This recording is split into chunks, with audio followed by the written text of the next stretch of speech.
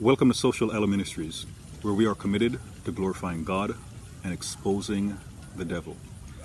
I was recently inspired to post something to the Social Ella Ministries Facebook page, and then today I felt led to share the message and actually expand on it a little bit. And as you can see based on the title, this is about spiritual warfare and the rise of the flesh. Oftentimes, when people are led into a sinful situation, we're quick to blame it on the flesh. But that isn't always the case. Sometimes it is not the flesh, it is the enemy. And yes, the flesh can be an enemy, but sometimes the enemy, I'm speaking about impure spirits.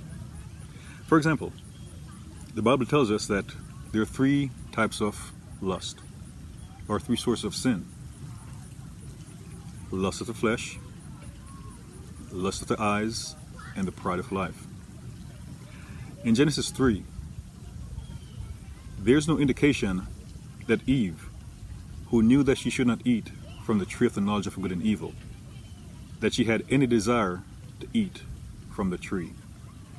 The Lord told them they could eat from any tree in the garden except for that one. And apparently they were eating. It was the devil who came along and got her to look in the direction of the tree of the knowledge of good and evil. And then she saw it was good for eating, and then she partook of it. But it's not like she was lusting after it. There was no indication she had any desire for it. So it wasn't coming from her flesh. It wasn't coming from her eyes. It was the devil who started speaking to her. That's not to say, again, that sometimes the issue is not the flesh. Sometimes it is. But we have to discern the difference.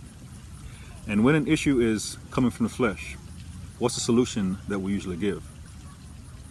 Fast and pray.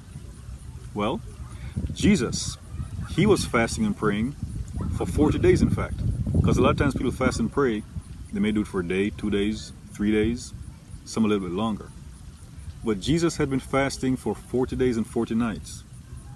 And then suddenly, he got this idea about turning stone into bread. Was it his flesh telling him to turn stone into bread?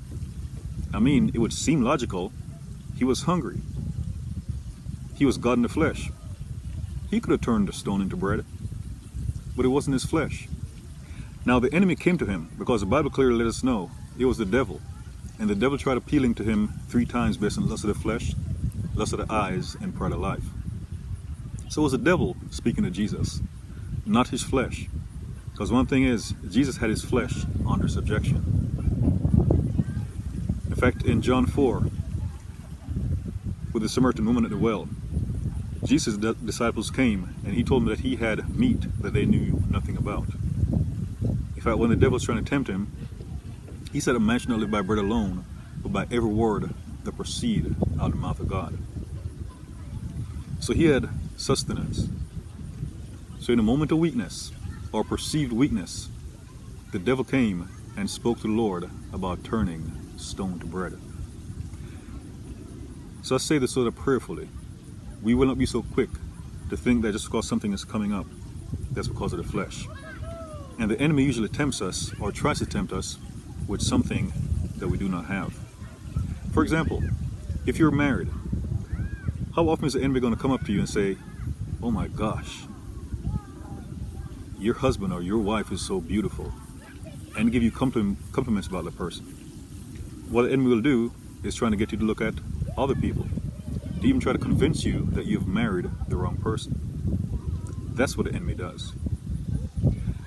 If you're single and you keep on finding yourself in positions where things of a sexual nature keep on coming up in your line of sight, it's not necessarily because your flesh is crying out.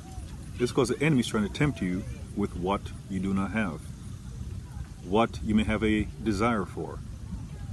Like, for example, you may have a desire to get married, but you're not in a rush to get married.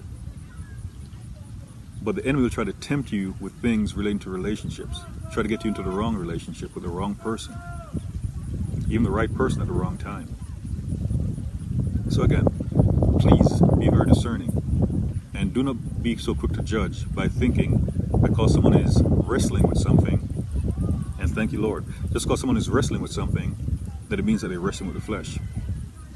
In Ephesians 6, the Apostle Paul wrote, "We wrestle not with flesh and blood." And he spoke about those evil forces. So it's not always about wrestling with our flesh. And especially if you've been fasting and praying, it's like that thing is not going away. One thing is, readjust your prayers, because you may be praying thinking something in your flesh, but it's actually an evil spirit. So again, please be very discerning regarding what you or another person may be wrestling with. The enemies are sneaky.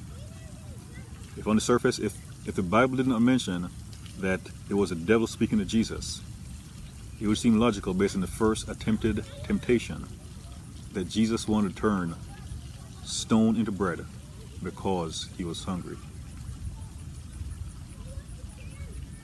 Prayerfully, I did this brief teaching justice. God bless you.